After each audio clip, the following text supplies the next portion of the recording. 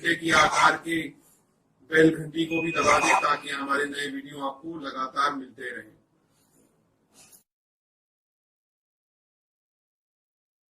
नमस्कार दोस्तों, धर्म रहस्य चैनल पर आपका एक बार फिर से स्वागत है। अघोरी की दुर्गा साधना भाग 1 में अभी तक आपने जाना था कि किस प्रकार एक व्यक्ति के गुरु और उनके भी गुरु एक साधना करते हैं जो माता की एक तामसिक साधना है, और उस साधना में उनके साथ क्या घटित होता है वो हमने अभी तक जाना। जानने के लिए आगे पढ़ते हैं इनके पत्र को। प्रणाम मित्र, सबसे पहले मैं आपका धन्यवाद कहना चाहूंगा कि आपने मेरे पत्र को शामिल किया। आगे क्या हुआ मैं आपको बताता हूं।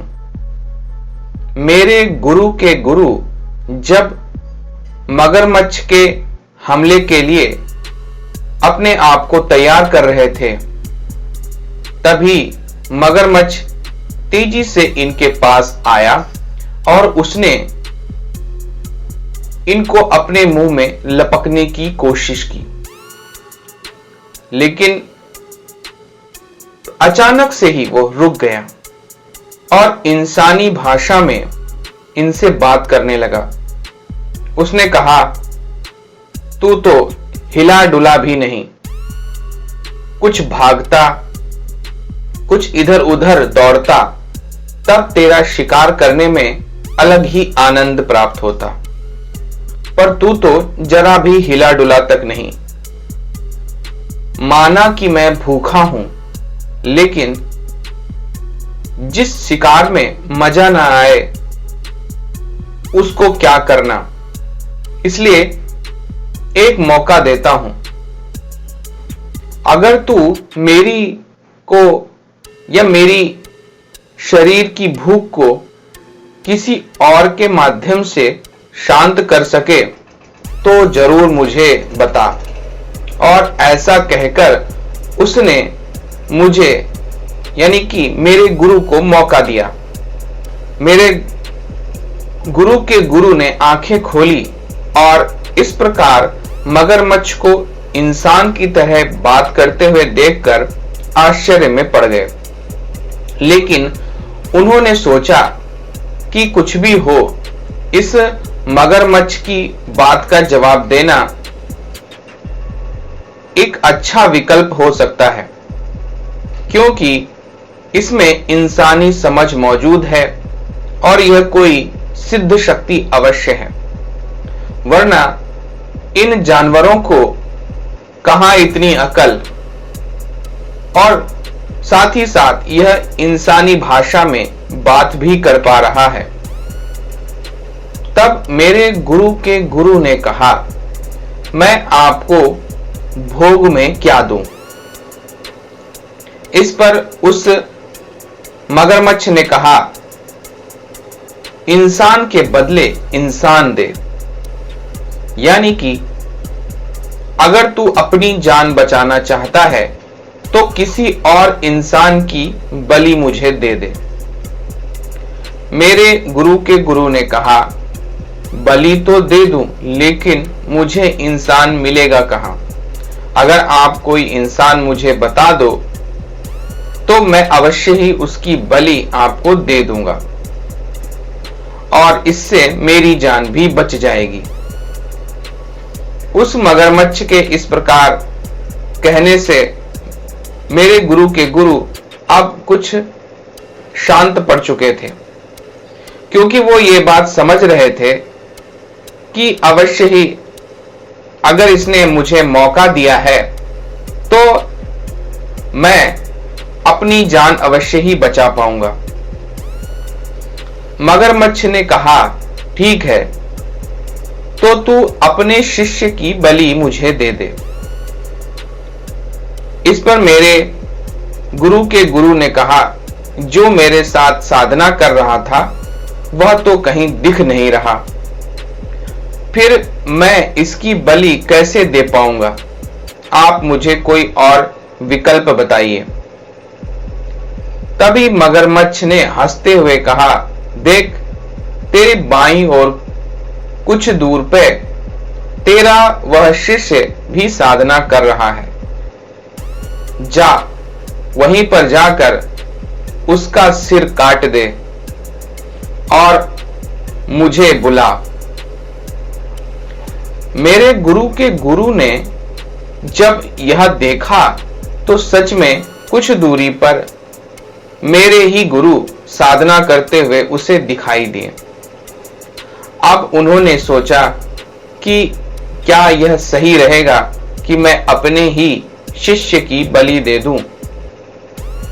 ऐसा करना कहां तक उचित होगा? पर अब विकल्प भी तो दूसरा कोई नहीं है। अगर मैंने इसकी बलि नहीं दी तो यह मगरमच्छ मुझे ही खा जाएगा। मगरमच्छ ने गुस्से से कहा, ज्यादा देर मत कर, मुझे भूख बहुत तेज लग रही है। या तो मुझे तू खुद को खाने दे या फिर अपने शिष्य को खाने दे। जैसा तू सोचता है वैसा जल्दी सोचकर बता। इस पर मेरे गुरु के गुरु ने सोचा, अब क्या कर सकते हैं?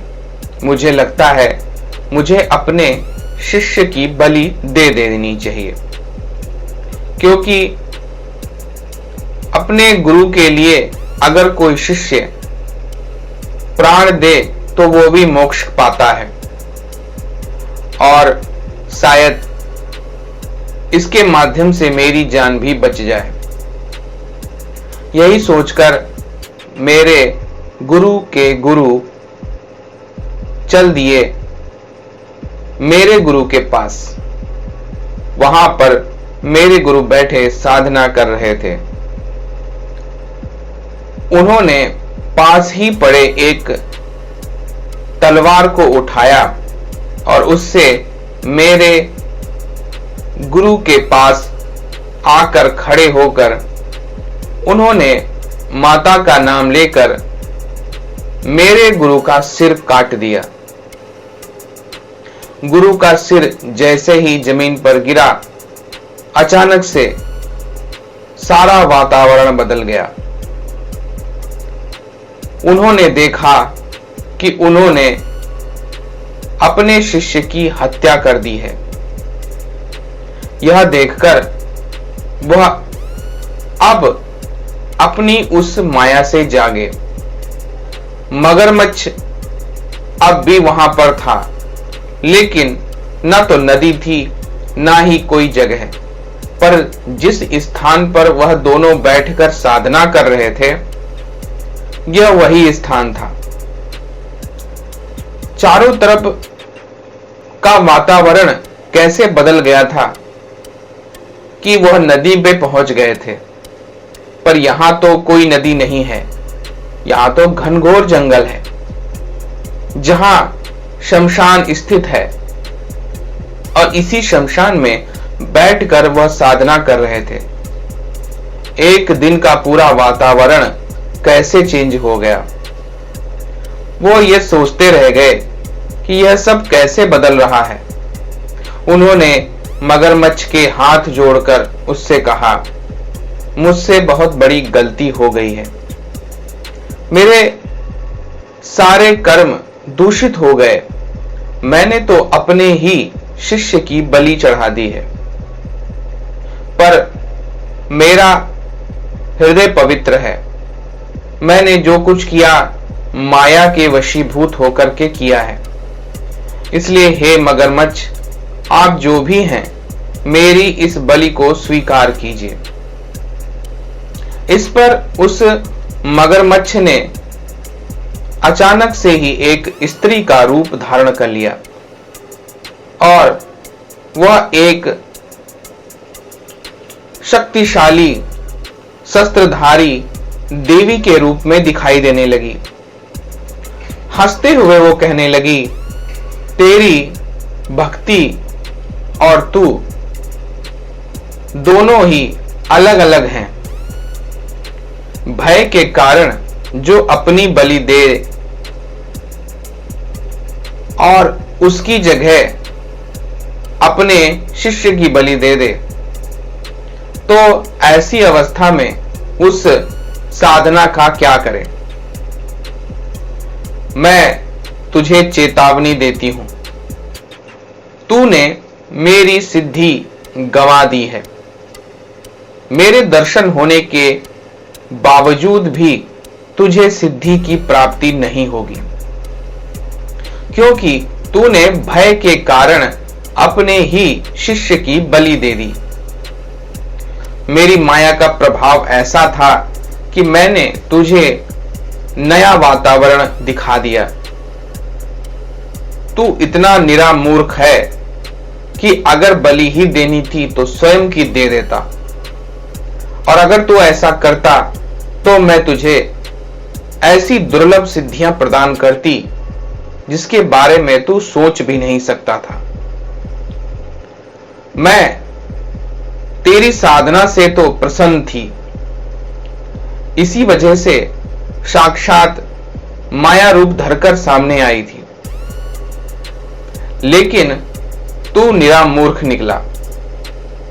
तूने अपनी इच्छा और अपने शरीर की रक्षा के लिए अपने ही शिष्य की बलि दे दी है। यह बहुत ही गलत कार्य है। अपने जीवन या प्राणों की रक्षा के लिए कभी किसी दूसरे के प्राण नहीं लेने चाहिए, लेकिन तूने कई वर्षों तक मेरी साधना और उपासना की है। मैं उससे बहुत प्रसन्न हूं। भविष्य में तुझे सिद्धियां अवश्य प्राप्त होंगी, लेकिन यह सिद्धि तुझे कभी प्राप्त नहीं होगी। मेरी माया का असर अब मैं समाप्त करती हूं। तेरे शिष्य को प्राण दान देती हूं और तेरा शिष्य फिर से जी जाएगा, क्योंकि यह सब कुछ मेरा ही माया जाल था। और आगे के लिए सावधान करती हूं, मेरे तामसिक रूपों की साधना जब करने की सामर्थ्य ना हो तो कभी मत करना, क्योंकि उन रूपों में मैं अवश्य ही दंड दे देती हूं। किंतु तूने कई वर्षों तक मेरी साधना की है, इसी कारण मैं तुझे क्षमा करती हूं और भविष्य में तुझे और सिद्धियां प्राप्त होंगी, इसका भी वरदान देती हूं। लेकिन इस साधना की सिद्धि तुझे कभी प्राप्त नहीं होगी और यह पाप भी तुझे हमेशा कष्ट देता रहेगा कि तूने अपने ही शिष्य की हत्या की थी। अब मैं यहां से प्रस्थान करूंगी। ऐसी बात सुनकर मेरे गुरु के गुरु रोने लगे। उन्होंने गिड़गिड़ाकर उन माताजी से प्रार्थना की कि मां, एक अबोध बालक समझकर मुझे क्षमा करो और मेरे लिए मार्ग प्रशस्त करो। मैंने आपके अतिरिक्त पूरे जीवन किसी और की साधना नहीं की है, आपके अतिरिक्त और किसी को नहीं माना है। क्या एक मां अपने इस पुत्र को क्षमा नहीं करेगी? यह बात और दिल की सच्चाई को देखकर देवी ने तुरंत ही सौम्य रूप धारण किया और उन्होंने कहा कि अगर मेरे किसी शिष्य में मेरे तामसिक रूपों को सिद्ध करने की सामर्थ्य ना हो तो हमेशा वह सात्विक साधना ही करे। मेरे सौम्य दुर्गा स्वरूप की साधना करने पर उसके जीवन के हर कार्य संपन्न होते रहेंगे। बड़ी सिद्धियों के लालच में पड़कर अपना बेड़ा गर्क ना करे। अगर उसमें सामर्थ्य नहीं है तो वह ऐसे तामसिक प्रयोगों को ना करे। मैं सौम्य रूप में भी सात्विक सिद्धियां और वरदान देती हूं। जा, मैं तुझे क्षमा करती हूं। इस प्रकार माता वहां से अदृश्य हो गईं। मेरे गुरु अचानक से आंखें खोल देते हैं और कहते हैं, क्या हुआ गुरुजी, आप खड़े क्यों हैं? इस पर मेरे गुरु के गुरु ने उनके साथ घटित हुई सारी घटना उन्हें बतला दी। इस प्रकार दोनों लोगों ने बाद में केवल मां की सात्विक साधना ही जारी रखी। तो इसी के साथ मैं अपना यह पत्र समाप्त करता हूं गुरुजी, और आपसे यही कहना चाहूंगा कि आपको मैंने अंत में गुरु शब्द से इसीलिए संबोधित किया है क्योंकि आप सभी के लिए गुरु के समान हैं और जीवन में सभी के लिए सच्चे गुरु साबित हो रहे हैं, वैसे नहीं जैसे कि मेरे गुरु के गुरु साबित हुए थे।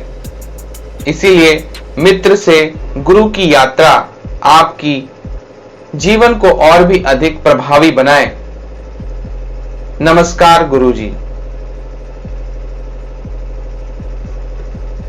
धन्यवाद इनका और इनके वचनों का।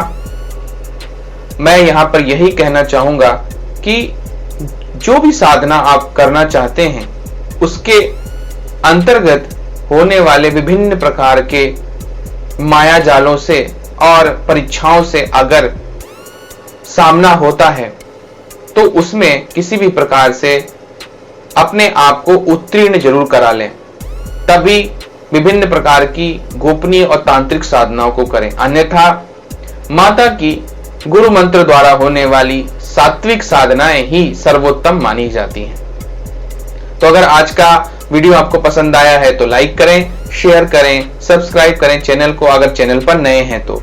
आपका दिन मंगलमय हो। धन्यवाद।